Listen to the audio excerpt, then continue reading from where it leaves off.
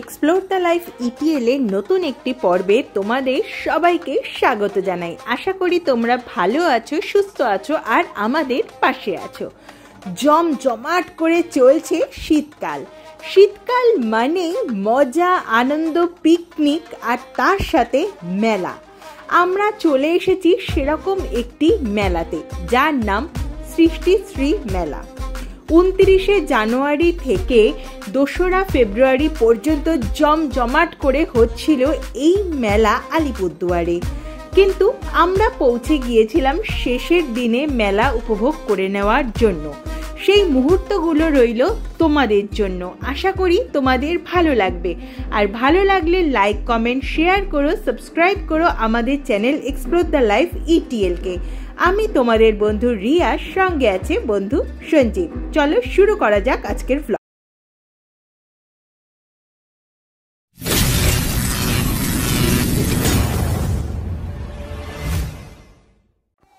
আমরা পৌঁছে গিয়েছিলাম সৃষ্টিশ্রী মেলার শেষ দিনে। আরে ভাই, শেষ দিনে পৌঁছানোর একটা কারণ রয়েছে। কারণ আমরা চলে গিয়েছিলাম ঘুরতে।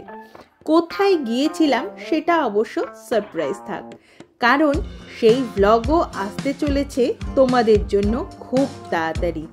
আশা করি তোমাদের দারুণ লাগবে সেই ভ্লগটিও। যাই হোক, সেই কথা এখন বাদ দেওয়া যাক। চলো ঘুরে দেখে নিই আলিপুরদুয়ারের সৃষ্টিশ্রী মেলাটি।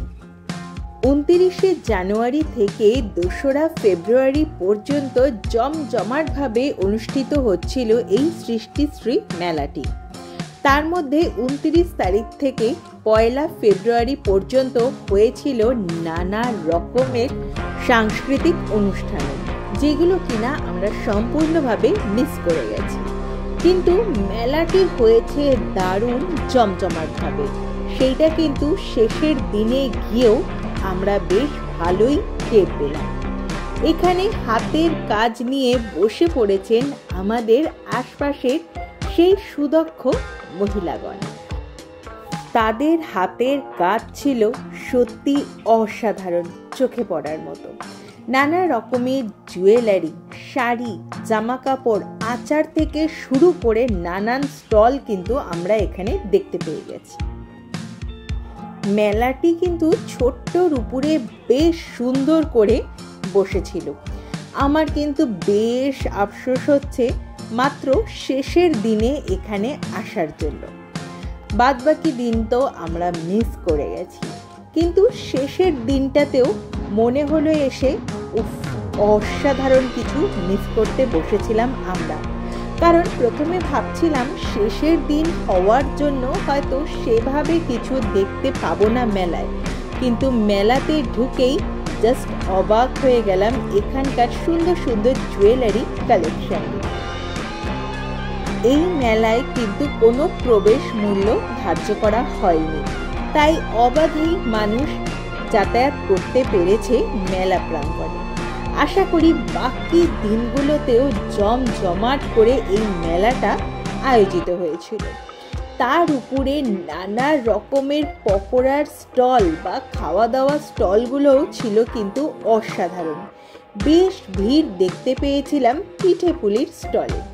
সত্যি আমাদের এখানে গুণী মহিলাদের কাজ দেখলে সত্যি মাথা নত করতে হয়, স্যালিউট জানাতে হয় তাদেরকে।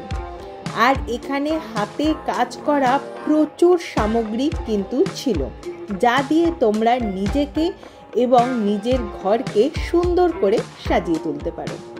এই হচ্ছে সাংস্কৃতিক অনুষ্ঠান মঞ্চ, কিন্তু এখানে আপাতত কোনো অনুষ্ঠান হচ্ছিল না। সত্যি ভাবতেই মনটা খারাপ লাগছিল। এত সুন্দর সুন্দর অনুষ্ঠান মিস করা মানে সত্যি দুঃখের বিষয়। আশা করি তোমরা অনেকেই এই জমজমাট মেলাটিতে গিয়েছো। গিয়ে তোমাদের কেমন লেগেছে সেটা কিন্তু কমেন্ট করে জানাতে ভুলো না।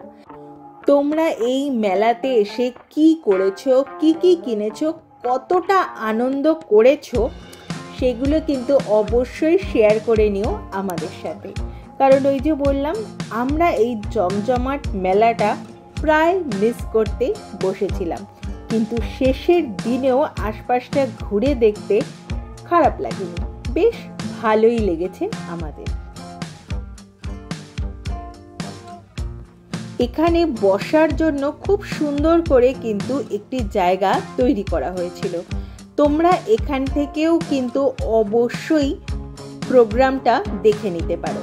তার উপরে এসে গিয়েছিল এই সেলফি জোনটা। এখানে কিন্তু অবশ্যই একটি ভিডিও মানে শর্ট ভিডিও বানিয়ে নেওয়া মাস্ট। আমরা আশপাশটা ঘুরে দেখলাম, বেশ ভালো লাগলো এই মেলাটি। যদিও মেলাটি শেষ হয়ে গেছে যতক্ষণে তোমরা এই ব্লগটা দেখছো আমাদের, কিন্তু কোনো কিছু দেখলাম আর তোমাদের সাথে সেটা শেয়ার করলাম না, সেটা তো হবার নয়। তাই শেয়ার করে নিলাম আমাদের শেষ দিনের অভিজ্ঞতা। হঠাৎ করেই দেখতে পেলাম দুটি বোন সুন্দর একটি নাচ পরিবেশন করছে সবার জন্য। তাহলে বন্ধুরা, আজকের ব্লগটা এখানেই শেষ করছি, এই ইনি বিনি টাপাটিনি ডান্সটি দেখিয়ে। আর ব্লগ ভালো লাগলে লাইক কমেন্ট শেয়ার করো, সাবস্ক্রাইব করো আমাদের চ্যানেলকে। আজ এই পর্যন্ত, দেখা হচ্ছে পরবর্তী ব্লগে। দিনে একলা ঘরে থাকে না তো মন, কাছে যাব কবে পাবো ওগো তোমার নিমন্ত্রণ।